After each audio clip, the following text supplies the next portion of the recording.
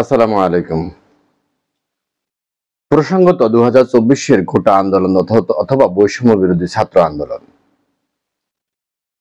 কোটা আন্দোলন শুরু হয়েছিল 1971 সালে। যে সকল মুক্তিযোদ্ধারা স্বাধীনতা যুদ্ধে অংশগ্রহণ করেছে সে সকল মুক্তিযোদ্ধাদের একটা কোটা পদ্ধতি চালু ছিল, যেটা ততদিন পর্যন্ত সকলে যৌক্তিক মনে করেছে যতদিন পর্যন্ত সত্যিকার অর্থেই 71-এর মুক্তিযোদ্ধারা সেই সুবিধা পেয়েছিল, অর্থাৎ তাদের ছেলে সন্তানরা চাকরি ক্ষেত্রে বয়সসীমা 32 এবং বিভিন্ন সরকারি চাকরিতে তারা একটা নির্দিষ্ট কোটায় বরাদ্দ পাবে।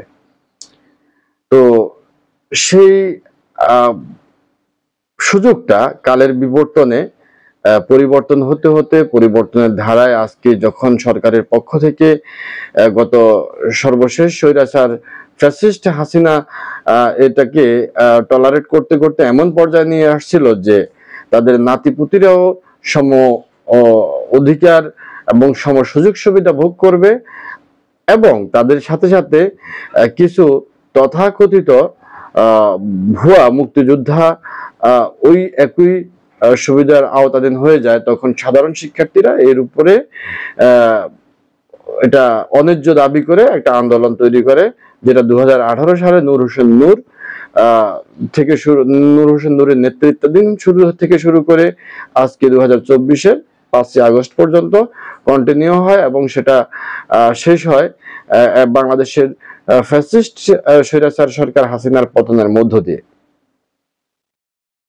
অর্থাৎ কোটা আন্দোলনটি সর্বশেষ বাংলাদেশের যে 18 কোটি জনগণ যারা গত 15 বছর এই ফ্যাসিস্ট হাসিনার নির্যাতন, নিষ্পেষণ, গুম খুন, বিভিন্ন রকমের অত্যাচার, সামাজিক রাজনৈতিক সকল দিক থেকে বাংলাদেশকে যে তার একক রাজত্বের এবং স্বৈরাচারের রাজত্ব কায়েম করেছিল, এই সকল অত্যাচার থেকে মানুষের দীর্ঘদিনের যে আশা, 15 বছরের যে ক্ষোভ, তার প্রতিফলন ঘটে সর্বশেষ এক দফা আন্দোলনের মধ্য দিয়ে। তো প্রসঙ্গত আমি কথা বলতে চাচ্ছি আসলে এখানে বর্তমান সমন্বয়ক সার্জিস আব্দুল্লাহ এবং সার্জিস ও হাসনাত আব্দুল্লাহকে নিয়ে। তো সার্জিস আলম এবং হাসনাত আব্দুল্লাহ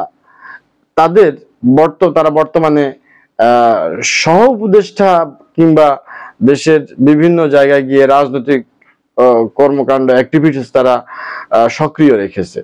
তারা ছিল কোটা আন্দোলনের নেতৃত্ব দানকারী সমন্বয়ক। এখন ছাত্র আন্দোলনের সাথে দেশের রাজনৈতিক আন্দোলন ওতপ্রোতভাবে জড়িত।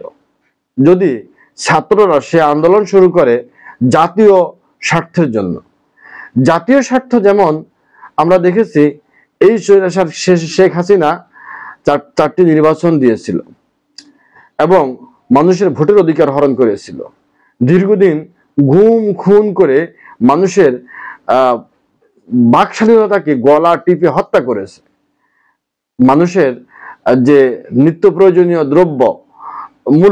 দ্রব্যমূল্যের ঊর্ধ্বগতিতে মানুষের নাবিশ্বাস হয়ে উঠেছে, এবং সাধারণ জনগণের ক্রয় ক্ষমতার বাইরে চলে গেছে অনেক পণ্য যেগুলো বর্তমান বিলাসিতা পণ্যে রূপ লাভ করেছে।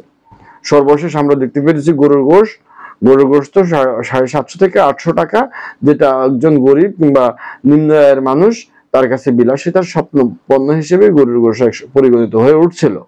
এখন যদি আপনারা এই জাতীয় স্বার্থে কোনো আন্দোলন করতেন যে না, দ্রব্যমূল্যের এই ঊর্ধ্বগতি কমাতে হবে, আর সেখান থেকে সর্বশেষ আপনারা বলতেন যে না ঠিক আছে শেখ হাসিনাকে বিদায় করতে হবে, তাহলে সেটা হতো রাজনৈতিক এবং জাতীয় স্বার্থে আন্দোলন। কিন্তু আপনাদের আন্দোলন কখনো জাতীয় স্বার্থে ছিল না, সেটা ছিল ছাত্রদের স্বার্থে এবং বর্তমানে ভবিষ্যৎ প্রজন্মের ছাত্র যারা আসবে তাদের স্বার্থে আপনাদের এই আন্দোলন ছিল। এখন এই ছাত্র আন্দোলনের মাধ্যমে আপনারা দেশের ফ্যাসিস্ট সরকারকে তাড়িয়েছেন, কথাটা কি সত্যি? না, কথাটা সত্যি না। আপনারা ছাত্র আন্দোলনের মাধ্যমে ফ্যাসিস্ট স্বৈরাচার হাসিনাকে এদেশ থেকে তাড়াননি। এদেশ থেকে ফ্যাসিস্ট স্বৈরাচার হাসিনাকে তাড়িয়েছে বাংলাদেশের রাজনৈতিক দলগুলো এবং জনগণ। আপনারা আমার কথা যদি অযৌক্তিক কিংবা মিথ্যে প্রতিপন্ন করতে চান, আরেকটা আন্দোলনের ডাক দিয়ে দেখুন। আজকে আপনারা জেলায় জেলায় যে যাচ্ছেন রাজনৈতিক কর্মকাণ্ড পরিচালনা করার জন্য, কতজন মানুষের সাড়া পাচ্ছেন, কতজন স্টুডেন্টের সাড়া পাচ্ছেন? রাজনৈতিক নেতা হয়ে ওঠা চারটেখানি কথা না, এবং দুদিনে কোনো রাজনৈতিক দল গঠন করে সেটা জনপ্রিয়তাও লাভ করে না। আপনাদের অবস্থা ক্যাম্পাসেই নিরাপদ। আপনারা আপনাদের অবস্থান যদি ধরে রাখতে চান, তাহলে আপনাদেরকে নিরাপদ যে জায়গা সেটা হচ্ছে আপনাদের ক্যাম্পাস। সেখানে গিয়ে পড়াশোনা করে নিজের কেরিয়ার গঠনের জন্য সচেষ্ট হন। এখন বলা হচ্ছে অলরেডি আপনারা কিন্তু জনগণের মধ্যে প্রশ্নের বীজ বপন করিয়ে দিয়েছেন। সেটা হচ্ছে কোটা আন্দোলনের সময় সার্জিস আলম এবং হাসনাত আব্দুল্লাহ, আপনারা কিন্তু ফ্যাসিস্ট হাসিনার সাথে এক ধরনের লেয়াজুজি মেনটেন করে সর্বশেষে কোটা আন্দোলনকে মানে স্থবির অর্থাৎ বন্ধ করে দেওয়ার যে একটা সিদ্ধান্ত নিয়েছিলেন, সেটা কিন্তু বাংলাদেশের সবাই জানে। এবং এখানে সর্বোচ্চ যে ভূমিকা পালন করেছিল বর্তমানে যে দুজন উপদেষ্টা পদে আছেন, নাহিদ এবং আসিফ, তারা অবশ্যই সরকারের গুম খুন এবং তাদের জীবন নাশের একটা জায়গা থেকে তারা উঠে এসেছে। আমার কথা হচ্ছে যে উপদেষ্টা পদে আপনারা থাকুন, সবাই আসুন, দেশকে একটা দ্রুত সুস্থ সুশৃঙ্খল এবং জনগণের ভোটাধিকার প্রয়োগের মাধ্যমে জনগণের ম্যান্ডেট নিয়ে গণতান্ত্রিক সরকার প্রতিষ্ঠা করার জন্য আপনারা সচেষ্ট ভূমিকা পালন করুন। আপনাদেরকে সকলেই বাহা দেবে। কিন্তু আসলে যে আপনারা ভাবতেছেন আপনারা আন্দোলন করে সরকার হটিয়ে দিয়েছেন, এখন দেশটা আপনাদের, তাহলে তো আপনারা হাসিনার মতোই ভাবতেছেন। স্বৈরাচার হাসিনাও কিন্তু এমনটাই বলে আসতেছে এবং এখনো বলতেছে, দেশটা আমার বাপ স্বাধীন করে দিয়েছে। এখন আপনারাও বলতে থাকুন, দেশটা আমরা স্বাধীন করেছি। না, আপনারা দেশটাকে স্বাধীন করেননি। দেশটাকে আসলে স্বাধীন করেছে ছাত্র জনতার এবং রাজনৈতিক দলগুলোর সমন্বিত আন্দোলনের মাধ্যমে দেশটা স্বৈরাচার মুক্ত হয়েছে, স্বাধীন হয়েছে। আসলে এটা 15 বছরের নির্যাতন নিষ্পেষণের একটা জবাব।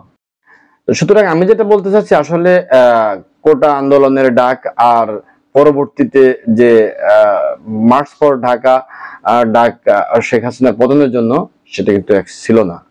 সময়ের প্রেক্ষাপটে সেটা জাতীয় একটা আন্দোলনে রূপ লাভ করেছে। সেই রূপটা জনগণ নিজেরাই পরিস্থিতি তৈরি করে দিয়েছে, আন্দোলন সফল হয়েছে। সুতরাং এই যে জেলায় জেলায় গিয়ে আপনারা কিসের সমাবেশ করতেছেন, কিসের জন্য, মানে কি কারণে আপনারা জেলায় জেলায় গিয়ে সমাবেশ করতেছেন?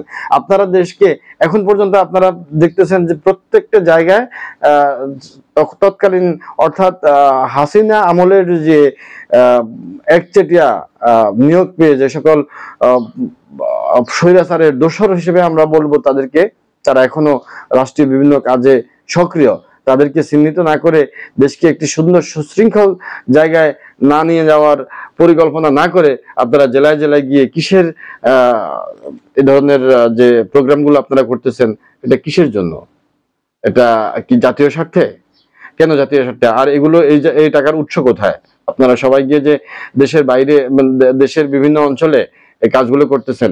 দেখুন, একটা কথাই সর্বশেষ বলবো, আপনারা যেভাবে দেখেছেন যে স্বৈরাচারী সরকারকে নামানোর জন্য হাজার হাজার মানুষের জীবন এদেশের মানুষ দিয়ে দিয়েছে, গুলির বুকে নিজের জীবনকে পাখির জীবনের চাইতো ক্ষুদ্র মনে করে চলে শেখ হাসিনার বিরুদ্ধে ঝাঁপিয়ে পড়েছে।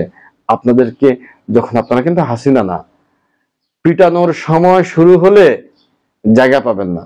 সুতরাং ঠিক হন, হাসনাত আব্দুল্লাহ, সার্জিস আলম, এই সকল ব্যঙ্গাত্মক পাগলামো বন্ধ করেন, এসব নাটক বন্ধ করে দিয়ে ক্যাম্পাসে গিয়ে পড়াশোনা করেন। আপনারা কোনো রাজনৈতিক দলের নেতা নয়। আপনাদের অবদান জাতি সারা জীবন মনে রাখবে, ইতিহাসে আপনাদের নাম লেখা থাকবে। কোটা আন্দোলনের সমন্বয়ক হিসেবে এই ইতিহাস লেখা হলে আপনাদের বাদ দিয়ে ইতিহাস লেখা যাবে না। কিন্তু আপনারা এখন যেগুলো করতেছেন, এগুলো একটু বাড়াবাড়ি হয়ে যাচ্ছে। ধন্যবাদ। আসসালামু আলাইকুম।